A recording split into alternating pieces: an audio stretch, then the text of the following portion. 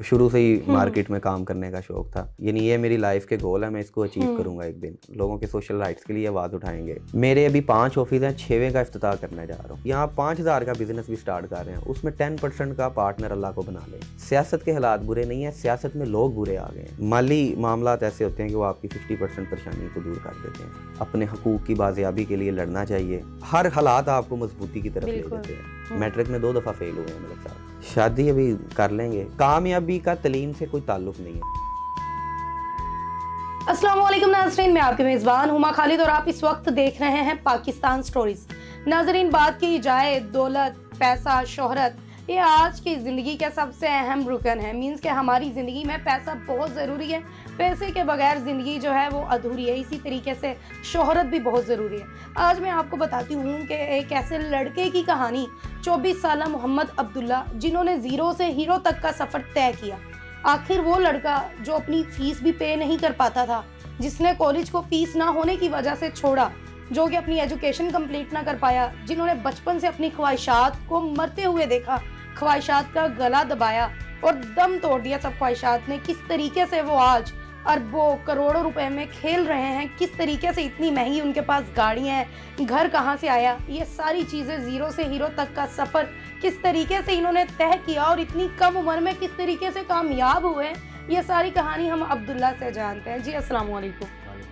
अब्दुल्ला, कैसे हैं आप? अल्हम्दुलिल्लाह। अब्दुल्ला, सबसे पहले तो मुझे बताइएगा कि एजुकेशन क्या है आपकी? मैं लॉ कर रहा हूँ, अभी कंप्लीट नहीं हुआ मेरा।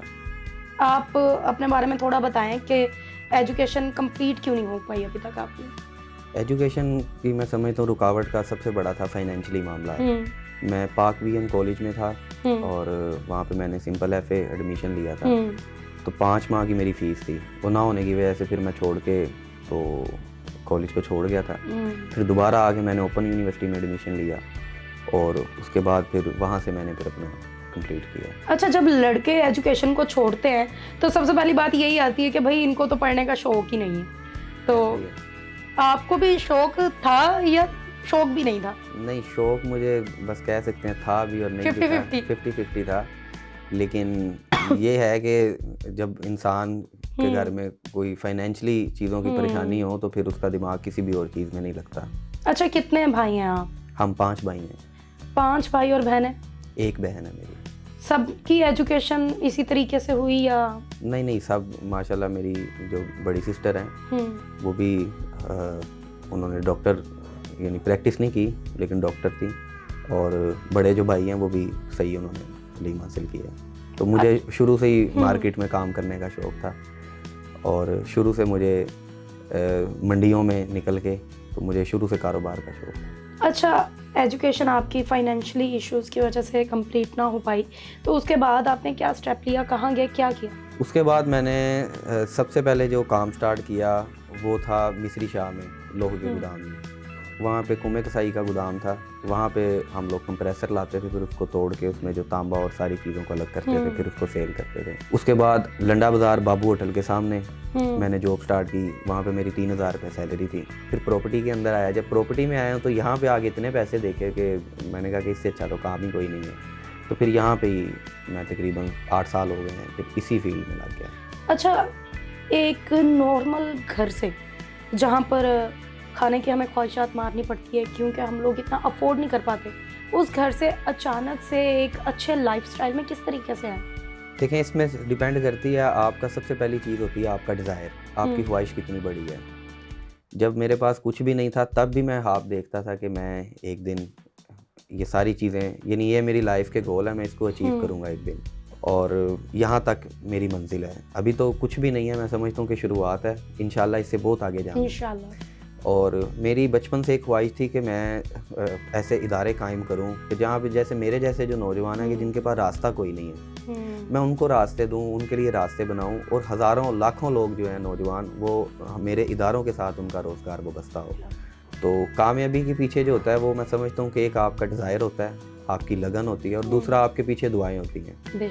तो मैं जब भी किसी मुश्किल में फंसता हूँ, मैं समझता हूँ कारोबार के अंदर, तो मेरे कारोबार के अंदर अल्लाह ताला मेरा पार्टनर है, तो अल्लाह ताला मुझे निकाल ही जाते हैं उसमें से। तो बेसिक कामयाबी की वजह ये है। प्रॉपर्टी के काम में आए हैं तो कहाँ कहाँ पहले धक्के खाएं? प्रॉपर्टी के काम में जी धक्के बहुत खाए हैं। पहले मैं 1.5 साल ग्वादर रहा हूँ, एयरपोर्ट रोड के ऊपर ऑफिस बनाया 92 के नाम से। कराची जब गया था तो ऑफिस बॉय गया था मैं, और 6 माह के अंदर मैंने वहाँ पे अपना दफ्तर बनाया, और उसके बाद फिर उसको क्लोज़ किया, यानी सारे नशेबो फराज उतार चढ़ाओ। फिर ग्वादर गया, फिर वहाँ पे 2-2.5 करोड़ रुपया कमाया, और ये 2-2.5 करोड़ रुपया उस आपको वक्त की बात कर रहा हूँ जब मेरी दाढ़ी भी नहीं थी, और बिल्कुल मैं उस टाइम यंग था, और मेरे लिए 2-2.5 करोड़ रुपया आज के 2 अरब के बराबर था उस टाइम। क्योंकि आपको पता है कि एक नौजवान बिल्कुल हाली जाए और एकदम पैसे आ जाए।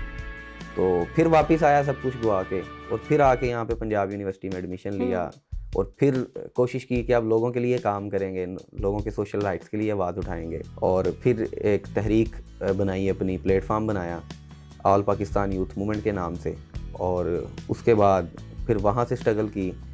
और दोबारा जब प्रॉपर्टी में आया हूँ तो मैं तो हिम्मत हार गया था, लेकिन अल्लाह ताला ने जब आपको अल्लाह ताला जब मुश्किल देते हैं तो मैं समझता हूँ अल्लाह ताला इंसान की ट्रेनिंग करवा रहे होते हैं। अब ऐसा तो नहीं है अगर मुझे अभी आप पाकिस्तान का वज़ीर आज़म बना देंगी तो मैं तो मुल्क को तबाह कर दूंगा, क्योंकि मेरे पास तजर्बा ही नहीं है। तो मैं जब दोबारा रियल एस्टेट में आया हूँ तो मैं यहाँ पे नौकरी की तलाश में आया। तो मैं बड़ा पसंद करता था, एक आइडियल शख्सियत है मेरी शाहिद कुरैशी साहब, तो उनके पास गया, उनको बताया कि मैं नौकरी करना चाहता हूँ। तो उन्होंने कहा यार नौकरी करके क्या करना है। तो ये जिस ऑफिस में आप बैठे हैं ये मेरी पहली ब्रांच है। तो ये शाहिद कुरैशी साहब ने मुझे सपोर्ट किया और मैंने ये ब्रांच बनाई, और आज उन्हीं का लगाया हुआ मैं समझता हूँ पौधा के जो फैलता जा रहा है। तो ये सारी दुआएं, मैं जितनी उनके शुक्रिया अदा करूँ, जितनी दुआएं दूँ उतना कम है। अच्छा, कोई वजह होती है उन्होंने आपकी मदद क्यों की? देखिए, शाहिद साहब की नेचर है कि वो जहाँ पे भी कोई ऐसा बंदा देखते हैं कि जिसमें कुछ करने की ख्वाहिश हो या कुछ थोड़ा बहुत टैलेंट हो, तो वो मैंने उनके अंदर ये चीज़ देखी है कि वो लाजमी उस बंदे को सपोर्ट करते हैं। अब आपके टोटल कितने ऑफिस हैं? मेरे अभी 5 ऑफिस हैं, 6वें का इफ्तिताह करने जा रहा हूँ, तैयार कर रहा हूँ। गाड़ियाँ कितनी हैं? गाड़ियाँ मेरे पास 2 हैं जी। कौन सी? एक BMW है और एक प्राडो है, और बाकी ऑफिस के लिए 4 रखी हुई हैं। ऑफिस के लिए 4 छोटी भी रखी हुई हैं? हाँ। वो कौन सी हैं? उसमें 2 होंडा सिटी हैं, एक रिबर्थ है और एक टोयोटा है। अच्छा, होंडा सिटी भी अभी छोटियों में ऐड होती हैं? वो ऑफिस के लिए रखी हैं। ऑफिस के लिए रखी हुई हैं। अच्छा, अचानक से जब इतना कुछ आपको मिला है, ये ऑफिस बनाने के बाद, ये ऑफिस तो आपका बन गया, उसके बाद ये पैसा फिर कहाँ से आया, कहाँ से दिमाग लड़ाया आपने? असल में ना अल्लाह ताला ने जब आप पे करम करना हो ना तो अल्लाह ताला आपके दिमाग को खोलता जाता है, और रास्ते खुद ब खुद बनते हैं। मैं आपको हकीकत बताऊं, मुझे खुद भी नहीं पता। तो ऑफिस बनाया था तो मैं शाहिद साहब जब फर्स्ट दिन आया यहाँ पे इफ्तिताह करने, तो मैंने उनसे गुजारिश की कि मुझे काम, तो उन्होंने कहा बेटा मैं तेरे ऑफिस आ गया हूँ, काम तुझे अब लोग ही दे देंगे।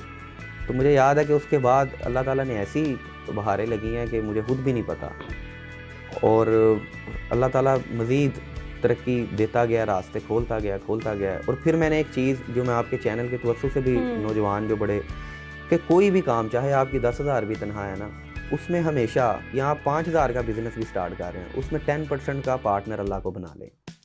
जो अल्लाह को अपना शराकतदार बना लेता है, मैं समझता हूँ उसको नुकसान नहीं हो सकता।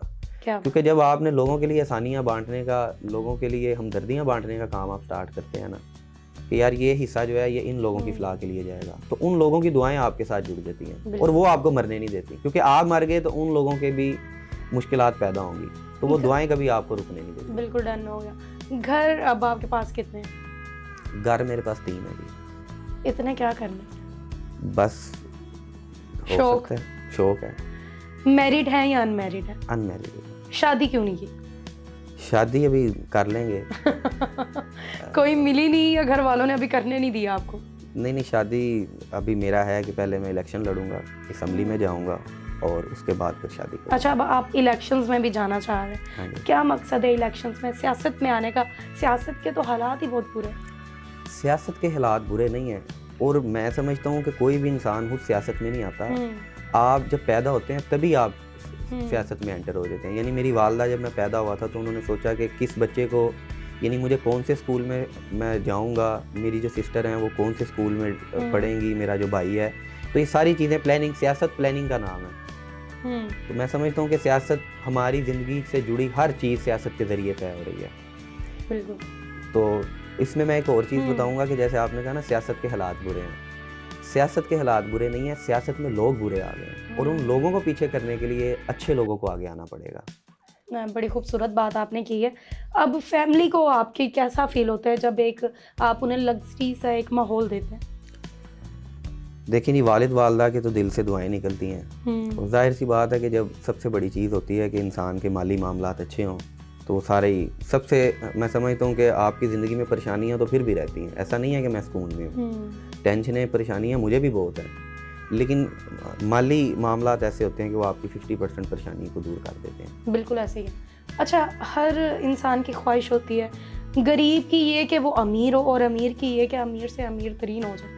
तो हमारे जो स्टूडेंट्स हैं उनका, जिन्होंने एजुकेशन भी हासिल नहीं की, फाइनेंशियली भी स्ट्रॉन्ग नहीं थे, उन लोगों के दिल टूट जाते हैं कि यार इस दुनिया में कुछ नहीं मिलना, हम जितना भी कमा लें तो सिर्फ अपना पूरा कर सकते हैं और कुछ भी हम बना नहीं सकते। तो उनको क्या पैगाम देंगे?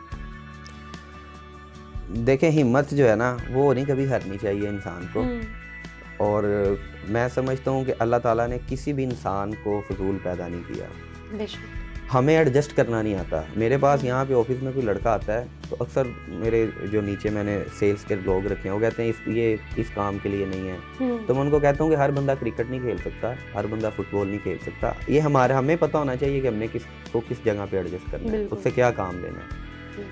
तो कोई भी चाहे तलीम, और कामयाबी का तलीम से कोई ताल्लुक नहीं है, ये मैं आपको हकीकत बात बता रहा हूँ। अगर होता तो पाकिस्तान का सबसे बड़ा डेवलपर मलक रियाज ना होता। मैट्रिक में 2 दफ़ा फेल हुए हैं मलक साहब। अगर आप मुझे बताएं कि जितने कोई एक बंदा ऐसा बता दें कि जो पाकिस्तान का सबसे अमीर आदमी हो और बहुत ज़्यादा पढ़ा लिखा हो, कोई भी नहीं है। आप मियां आमर साहब को ले लें। मुझे कम पढ़ना चाहिए था। हाँ जी, नहीं कम नहीं, तलीम आपको शाऊर देती है। हाँ, लेकिन असल शाऊर आपको लोगों में निकल के पता चलता है। बिल्कुल। ज़िंदगी गुजारने के जो तौर तरीके हैं वो आपको लोगों में निकल के ही पता चलते हैं, वो आपको किताबें नहीं दे सकती। पैसा आने से चीज़ें सुलझ भी जाती हैं और उलझ भी जाती हैं। आपकी ज़िंदगी में कौन सी चीज़ है जो उलझी है? मेरी ज़िंदगी में जी सारा कुछ ये भी उलझा हुआ है क्योंकि मुझे शौक़ है मजम्मती ज़िंदगी गुजारने का। पैसा तो आ रहा है, लेकिन आगे जैसे जैसे पैसे आते जाते हैं इंसान की ख्वाहिशात बड़ी होती जाती है। अब जैसे जैसे तरक्की आ रही है वैसे वैसे गोल बड़े होते जा रहे हैं कि मैंने फ़लाँ चीज़ को अचीव करना है, फ़लाँ चीज़ को अचीव करना है। तो उन चीज़ों को अचीव करने के लिए मुझे लगता है कि मेरे पास वक्त कम है। अच्छा, आप मुझे ये बता दें कि जो यूथ अपना बिजनेस करना चाहती है, हम जैसी आवाम, वो क्या करें? अल्लाह का नाम लेके कदम उठाए, कारोबार स्टार्ट करे। कारोबार में वैसे ही बरकत है। बिल्कुल। और सबसे बड़ी जो चीज़ होती है ना, वो आपने कभी हिम्मत नहीं हारी। जितनी मुश्किलात मैंने देखा है आपकी ज़िंदगी में आती हैं ना, वो आपको हर हालात आपको मजबूती की तरफ ले जाते हैं। अच्छा, जाते हुए कोई पैगाम हमारी ऑडियंस के नाम? आपकी ऑडियंस के नाम एक ही पैगाम है जी, कि जो अब मौजूदा हालात हैं, आपने कहा ना कि चीज़ें महंगी हो गई हैं, तो पैगाम यही है कि इस टाइम जो हालात हैं, मैं समझता हूँ कि हर तबके से ताल्लुक़ रखने वाले लोगों को मिल कर के अपने हकूक़ की बाज़ियाबी के लिए लड़ना चाहिए। इसीलिए मैं इलेक्शन के लिए भी मैं इसमें हिस्सा लेने जा रहा हूँ। और ये हमारा एक अच्छा शहरी होने के नाते फ़र्ज़ बनता है कि अपने आसपास के लोगों, जो कमज़ोर और लाचार लोग हैं, उनके लिए काम करें। लेकिन उनके लिए काम करने के लिए ज़रूरी है कि पहले हम अपने आप को मजबूत करें। बिल्कुल। मैं अगर किसी के हकूक़ के लिए आवाज़ उठाना चाहता हूँ तो पहले मुझे अपने राइट्स का तो पता होना। हर हालात आपको मजबूती की तरफ ले जाते हैं। तो बस हिम्मत ना हारें और लगे रहें। जो इंसान लगा रहता है वो एक ना एक दिन पहाड़ पे, वो कहते हैं कीड़ी भी लगी रहे तो पहाड़ पे चढ़ी जाती है। बिल्कुल। तो अगर आप लगन के साथ लगे रहें, लगन होना ज़रूरी है, यानी आपके अंदर जज्बात होना ज़रूरी है कामयाबी के लिए, तो अल्लाह ताला आपको नवाज ही देता है। चले जी नाज़रीन, बाकी मज़ीद वीडियोस के लिए हमेशा की तरह चैनल को लाइक और सब्सक्राइब करें। मुझे दें इजाज़त, वस्सलाम।